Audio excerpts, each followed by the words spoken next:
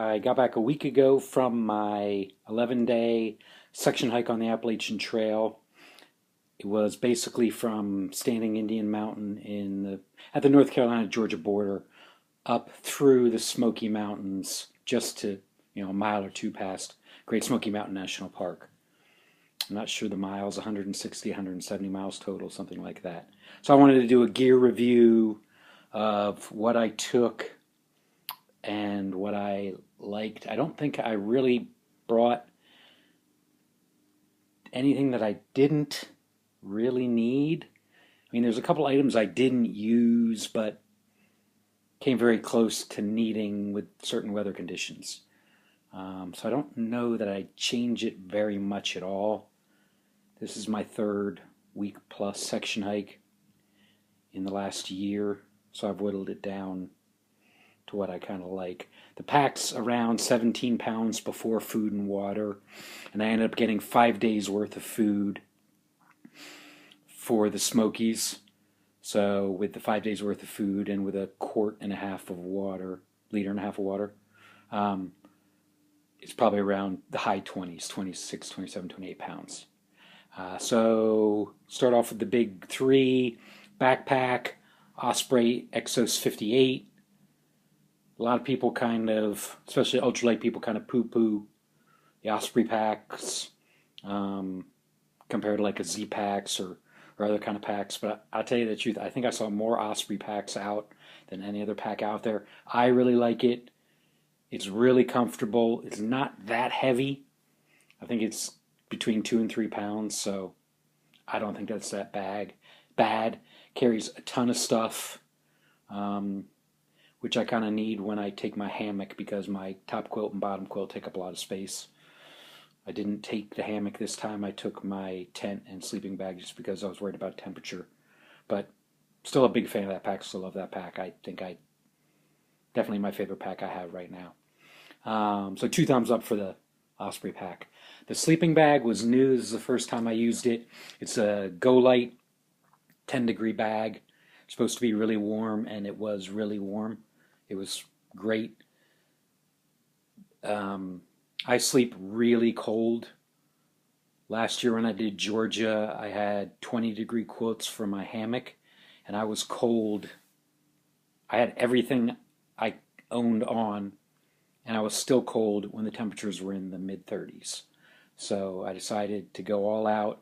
I got the 10-degree super warm Go Light sleeping bag, which was really nice. Most nights it was a little warm when I went to sleep. I'd leave it open, keep an arm out. As the night would go on, I'd zipper it up. Never really needed the hood. It was never that cold out. But it was nice knowing that if I needed it, I had a warm, really warm sleeping bag. There'd be nights where I'd come across, days when I'd come across a shelter and people would say how cold they were. And I was perfectly comfortable, not cold at all. The other piece to go with it is I got the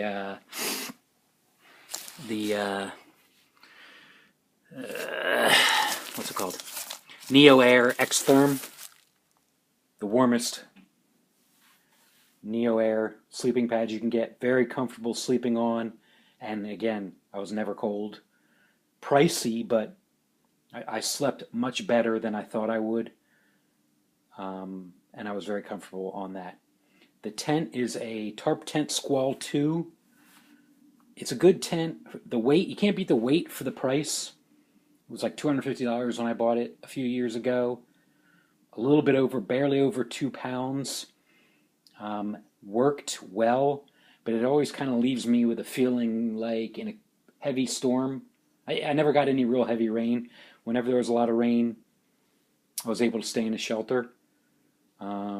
Or the last day when it was snowy, I was in the shelter. So, I mean, it's a great tent. It never let me down. It just always left me feeling a little uneasy because it doesn't go all the way to the ground, and I'm not really good at pitching it still. I looked at some pictures afterwards. I think I was kind of pitching it wrong. The little bit of rain that I had, a little bit dripped in, but I think that was kind of my fault. So, I can't fault the tent. It just kind of leaves me a little uneasy. It doesn't have a full coverage rain fly. It's a single wall tent, but it did the job for me. It was nice and light, so I can't really complain. and it was a great price. Trekking poles, can't live without them. They're my tent poles. They keep me from falling over. They, I wouldn't ever survive without trekking poles. I had down jacket, again a Go Light item. Got it on sale a year or two ago. Use it any night that it's even remotely cold. When I get into camp, I throw that on. Very useful. Water, I use a Sawyer squeeze, which I was happy with. Mine didn't freeze this year. I was more careful, and none of the nights I wasn't out in a really, really cold night like I was last year. So convenient, so easy to use. I have a platypus bladder that I put the dirty water in, screw this on, filter the water through it, quick, easy, lightweight, inexpensive compared to the old-fashioned filters.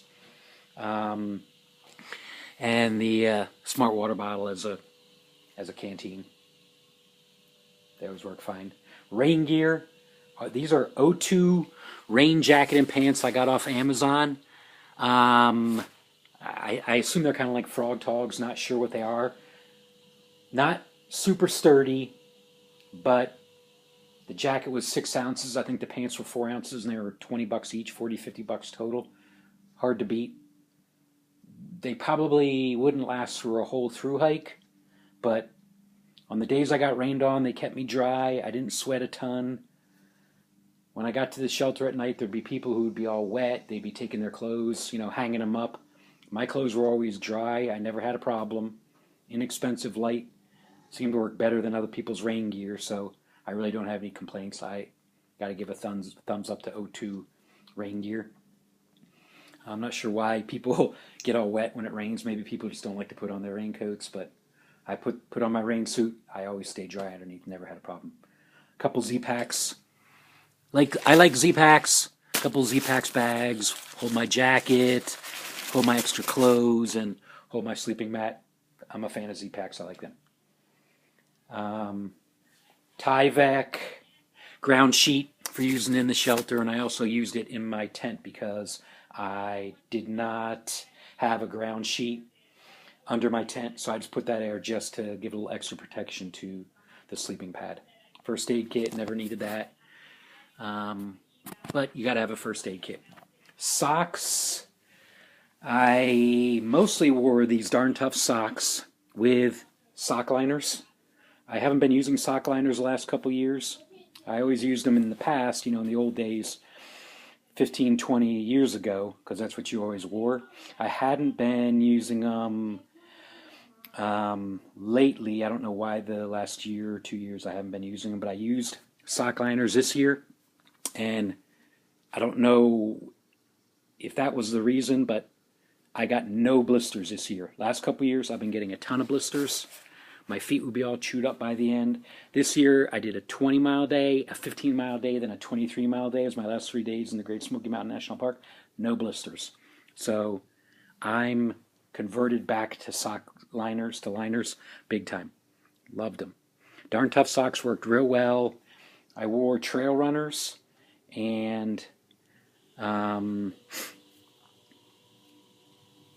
these socks most days, and my feet, even when wet, stayed warm, comfortable.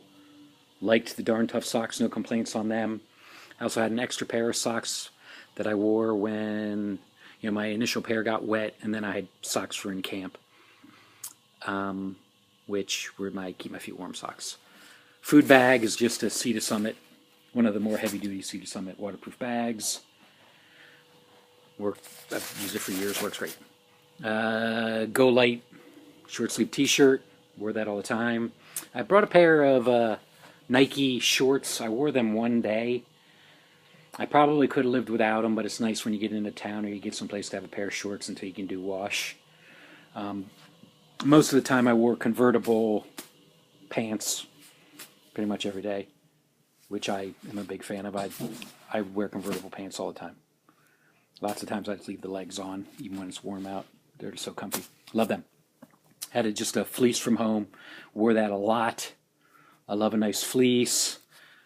Go Light hat to keep my head from getting sunburnt. Rain off my glasses. Obviously, I like Go Light. Their stuff, I think they have good stuff for the price, and lots of times you can get their stuff on sale. One of the items that I didn't use was I bought a pair of long underwear. Never needed it because the sleeping bag was so warm. Never wore it during the day because I'm usually very warm when I'm hiking. I was almost out in a day that was going to be a night that was going to be in the teens. If I had been out the night that was in the teens, I would have needed to wear that probably in my sleeping bag. I don't doubt that. So I think I have to have them just because I sleep so cold, but I didn't end up using them. I don't think I can get rid of them just because you never know. Had to buy a new stocking cap, beanie cap, whatever you want to call it, knit cap. Got a fleece one at Fontana Village. My old one was all stretched out and coming apart. Gloves, I had liner gloves and these outdoor research mittens. I wore the liner gloves a few times in the morning. I only wore these the last day when I was hiking in the snowy rain.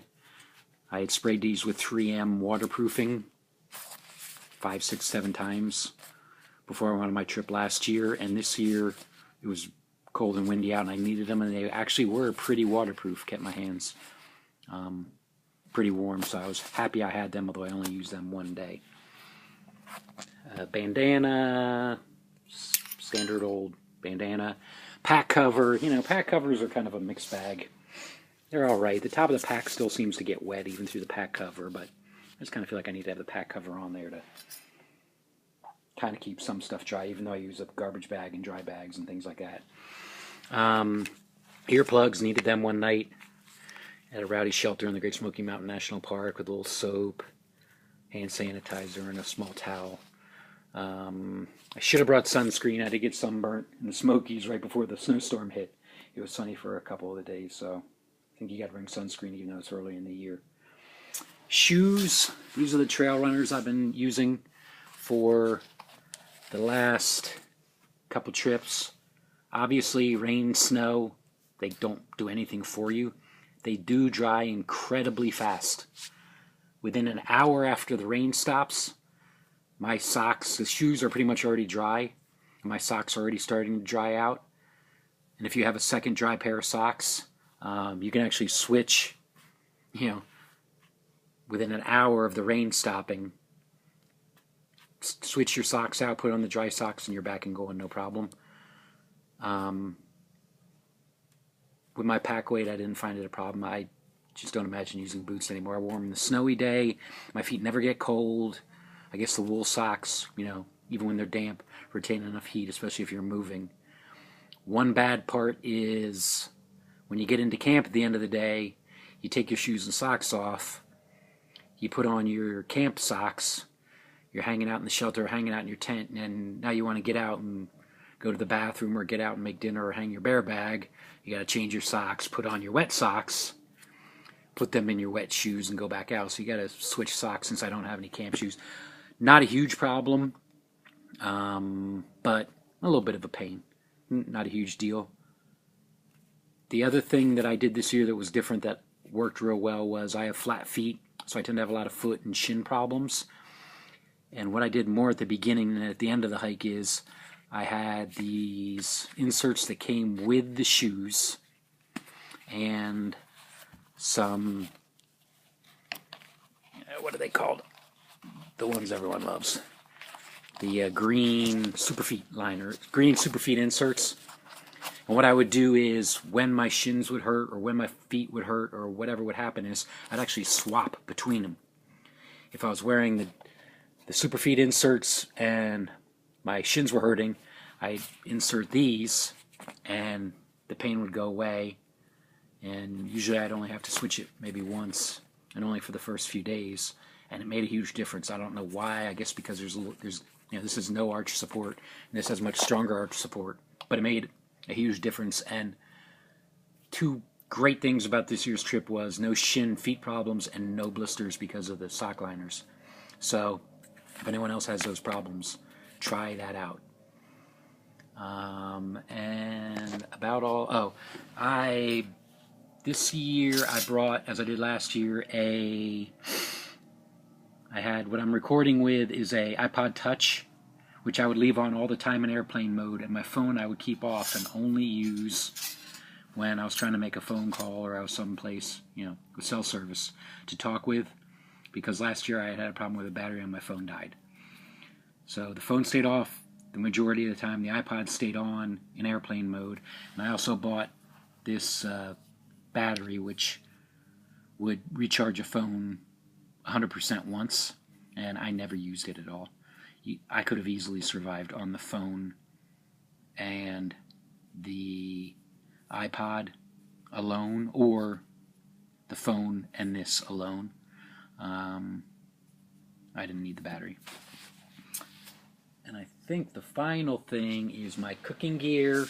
Still using the same cooking gear, a white box alcohol stove, which works fine. I mean, they are a little bit of a pain. I didn't see many alcohol stoves at all. Many more canister stoves. That's what most people had. I'm kind of on the fence. The ease of use might be worth a little bit of extra weight for the canister stove. I don't know. It isn't that bad using the alcohol stove, but I mean, this particular alcohol stove works great. It's strong, it's sturdy, much better than the ones I tried to make. Never had a problem with it, nothing to break. You know how much fuel you have. Always boiled more than enough for the Mountain House meals or for smack ramen noodles. So very happy with the stove. Just a little bit inconvenient, not bad. Windscreen that I made myself out of some foil. A Snow Peak titanium cup that I've been using. Lid, again, that I made out of some stuff I had in the garage.